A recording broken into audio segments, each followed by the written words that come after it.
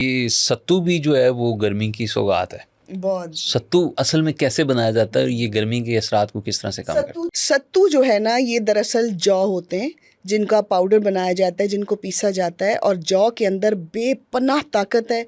जौ के अंदर जो है वो आयरन की मिकदार बहुत ज़्यादा है।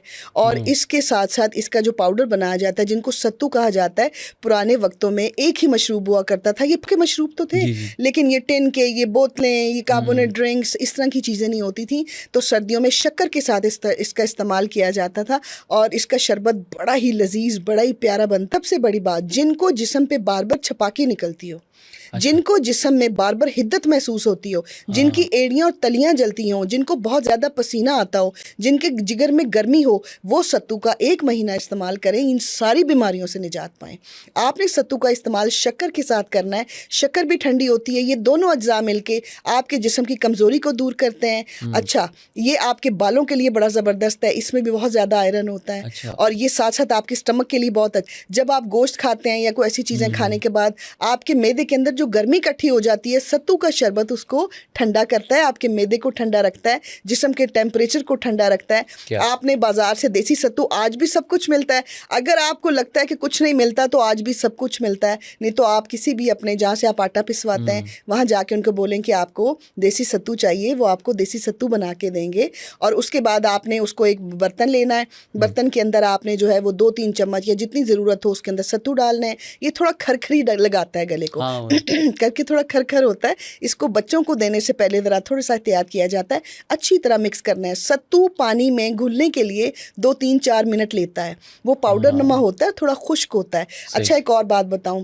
बलगमी मिजाज के लिए सत्तू का शरबत बड़ा अच्छा है।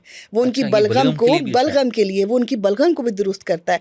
आपने वो अपने घड़े के अंदर या मिट्टी के, मैं तो उसमें बनाती हूँ, बहुत अच्छा बनता है। लेकिन आपने कोई भी बर्तन लेना है, जग लेना है, कुछ भी, उसके अंदर आपने पानी डाला ठंडा, उसमें सत्तू शामिल किया और मीठा करने के लिए देसी शक्कर का इस्तेमाल।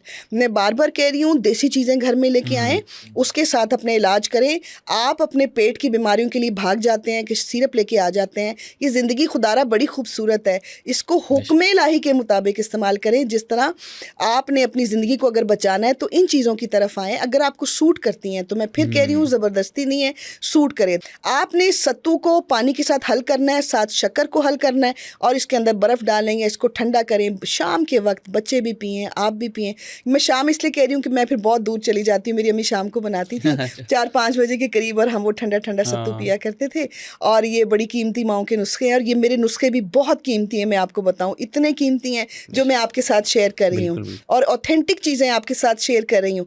तो आपने इसका इस्तेमाल रखना है। जिन बच्चों की नक्सीर फूटती है, सत्तू का शरबत उनके लिए बहुत अच्छा है। जिनके सर में गर्मी रहती है, गर्मियों में सर दर्द होता है, सत्तू का शरबत बहुत अच्छा है।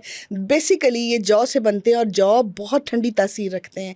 इसलिए आपके जिस्म में अगर गर्मी भर गई है तो सत्तू का इस्तेमाल करें, और इस्तेमाल करने के महीने बाद आपको खुद महसूस होगा कि बहुत जिस्म में ठंडक महसूस हो रही है, और बहुत ज़्यादा हिद्दत, जो हाथों में से सेक निकलना, पैरों में से सेक निकलना, धूप से आना। धूप से आने के बाद कम से कम आधे पौने घंटे तक कोई मशरूब ठंडा इस्तेमाल नहीं करना चाहिए। जब आपके जिस्म का टेम्परेचर नॉर्मल हो, अपने आप को नॉर्मल रखने के लिए आप सत्तू का बाकायदा तौर पे इन गर्मियों में इस्तेमाल करें। वक्त के साथ साथ दरख्त कटने की वजह से और पॉल्यूशन की वजह से गर्मी पहले से भी बहुत ज़्यादा पड़ रही है। हमारे पास अब वो नीम की और छाँव नहीं है, अब हमारे पास AC हैं। तो आप कोशिश करें कि अपने अंदर जो है वो AC लगाएं और इसको सत्तू का इस्तेमाल करें।